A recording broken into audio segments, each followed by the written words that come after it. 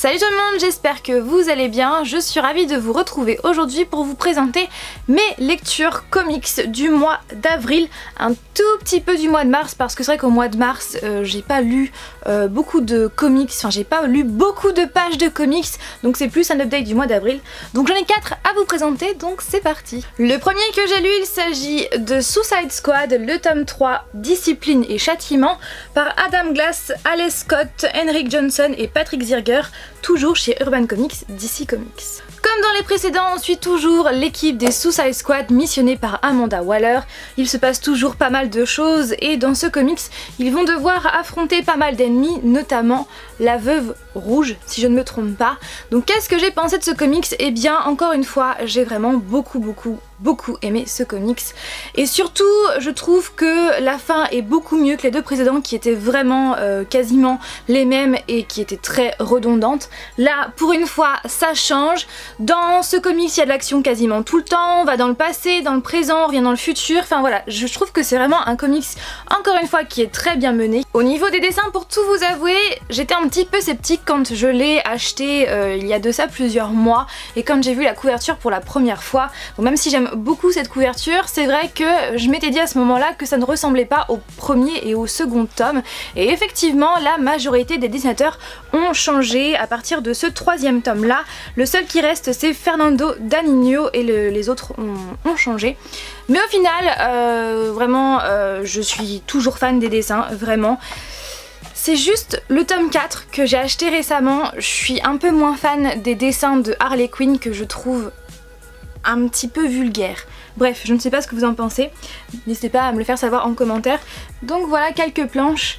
Je vais pas vous montrer autre chose parce que j'ai pas envie de vous spoiler, tout simplement si vous ne l'avez pas encore lu. Et en plus de ça, il y a un personnage qui arrive enfin. Un personnage que j'adore, si vous me suivez sur ma chaîne. Voilà, c'est un de mes personnages préférés, donc je suis bien contente qu'il soit là, même si on le voit pas beaucoup, mais c'est plutôt cool. Donc voilà pour mon avis sur ce tome 3 et j'ai vraiment hâte de lire le tome 4 qui est le dernier, mais de toute façon ce n'est pas grave puisque les Rebirth Suicide Squad vont bientôt sortir, j'ai trop hâte. J'ai enfin lu Dark Knight, une histoire vraie par Paul Dini et Eduardo Risso chez Vertigo et franchement je suis très contente de l'avoir lu parce que je ne suis pas du tout déçue.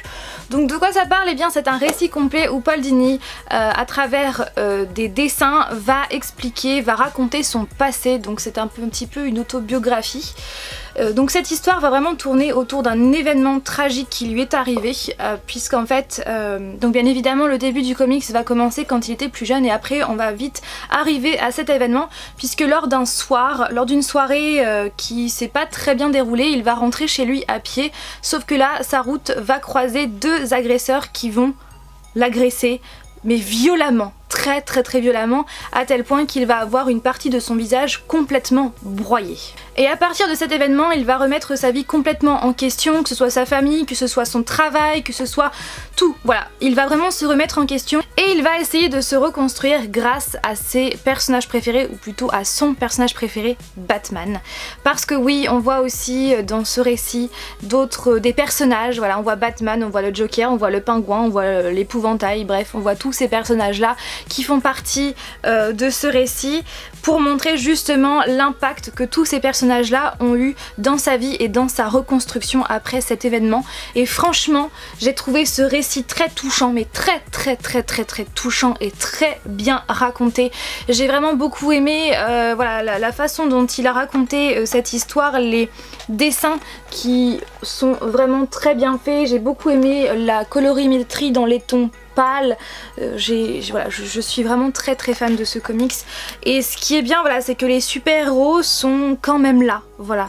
C'est une histoire vraie qui s'est vraiment passée. Et malgré ça, Paul Dini a réussi à bien intégrer dans les dessins les super-héros et les vilains aussi. Donc franchement, je suis fan de ce comics et si vous avez envie d'en savoir un petit peu plus sur le passé de Paul Dini, je vous invite à le lire et franchement c'est hyper méga touchant et voilà.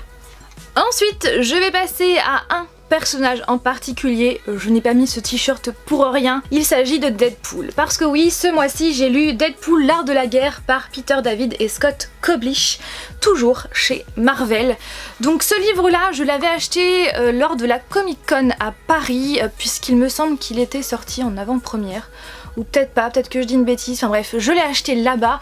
Et c'est vraiment sa couverture très originale qui m'a interpellée, et quand j'ai feuilleté les dessins, quand j'ai feuilleté les pages et que j'ai vu les dessins très particuliers, je me suis dit ah ouais, je vais le prendre avec moi. Vous voyez les dessins ? De toute façon, je vais y revenir dans un instant. C'est l'histoire de Deadpool qui va découvrir le plus célèbre traité de stratégie militaire de l'histoire, l'art de la guerre de Sun Tzu. Je ne sais jamais comment on prononce ce nom, je crois que c'est Sun Tzu. Bref, je pense que vous connaissez le fameux recueil L'art de la guerre qui parle de comment faire la guerre en 13 chapitres. Et bien ce livre-là, c'est un résumé façon Deadpool de ce livre L'art de la guerre de Sun Tzu. Donc pour aller un petit peu plus loin dans le résumé, en fait Deadpool va découvrir ce livre-là et il va décider de faire sa propre traduction. Donc il va aller voir une maison d'édition, sauf que la maison d'édition lui dit bah non, on a déjà ce livre-là traduit en plein de langages, on n'a pas besoin d'avoir cette version-là. Et donc du coup il refuse, sauf que Deadpool va essayer d'insister, il va insister, et la maison d'édition va lui dire d'accord, on veut bien avoir votre traduction si ça sort de l'ordinaire. Donc vous voyez bien venir le truc, Deadpool va en fait mettre en pratique ce livre L'art de la guerre en vrai, avec de vraies personnes, avec des personnages comme Loki, Thor, les autres Avengers, et il va y avoir vraiment la guerre. Voilà. Et franchement j'ai beaucoup aimé ce comics parce que déjà ça m'a permis de découvrir le livre L'art de la guerre en résumé, voilà, même si il y a la touche Deadpool. En plus de ça il y a de l'humour, mais c'est juste comme il faut, c'est ni trop ni pas assez, c'est juste comme il faut. Après le seul bémol que j'ai à dire c'est qu'il est hyper court, il est hyper rapide, donc c'est un petit peu dommage, voilà, mais franchement il est vraiment top. Au niveau des dessins, ce n'est pas le genre de dessin que j'aime, mais clairement je trouve que c'est très original et justement ça accentue le côté, l'ambiance je trouve. Voilà, donc c'est vraiment des dessins un petit peu d'origine asiatique. Bon après, c'est pas mes préférés, un comic ça suffit. Voilà, je lirai pas 10 comics d'affilée avec ces dessins là, mais franchement j'aime beaucoup.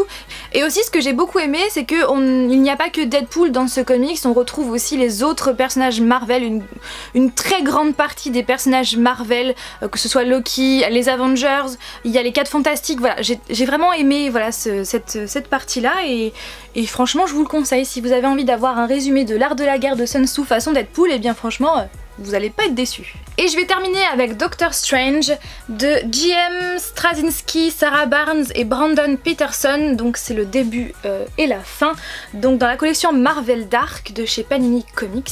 Donc pareil, ce comics là je l'avais acheté lors de la Comic Con de Paris, c'est vraiment une pure coïncidence que je lise ces deux livres là au mois d'avril.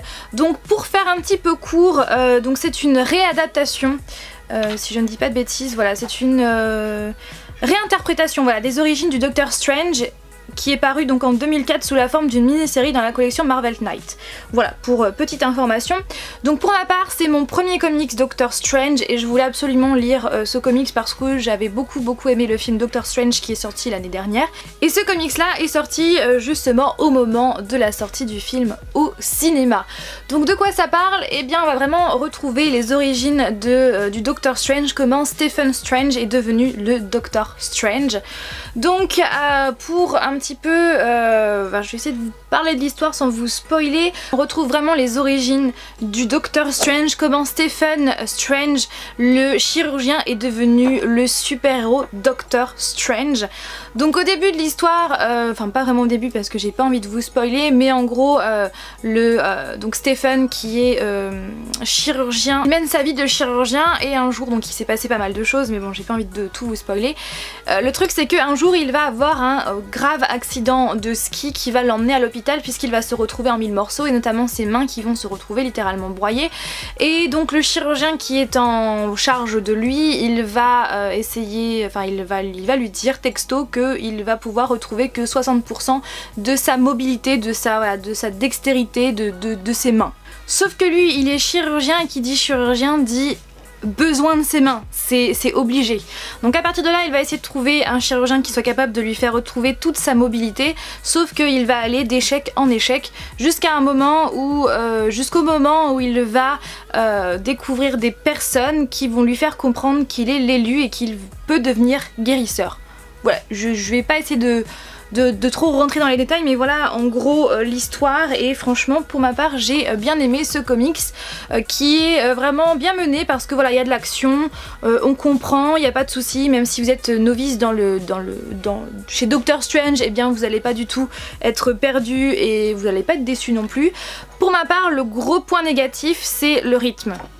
Le rythme est vraiment inégal du début jusqu'à la fin. Au début, la première partie en fait se déroule normalement à un rythme correct, mais à partir du moment où il justement comprend qu'il peut devenir guérisseur et qu'il doit apprendre ses pouvoirs, qu'il doit étudier, etc., tout se passe extrêmement vite, et à un moment donné il va être face à un ennemi qui s'appelle Dormammu, qu'on retrouve également dans le film, et là tout se passe super vite, tout se passe hyper vite, limite en 2 pages c'est bâclé.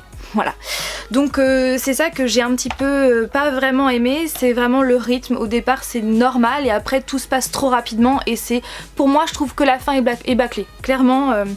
Voilà, après ce n'est que mon avis bien évidemment. Et au niveau des dessins, je trouve les dessins vraiment très bien faits, notamment une planche que je voulais absolument vous présenter, mais bien évidemment je n'arrive pas à mettre la main dessus.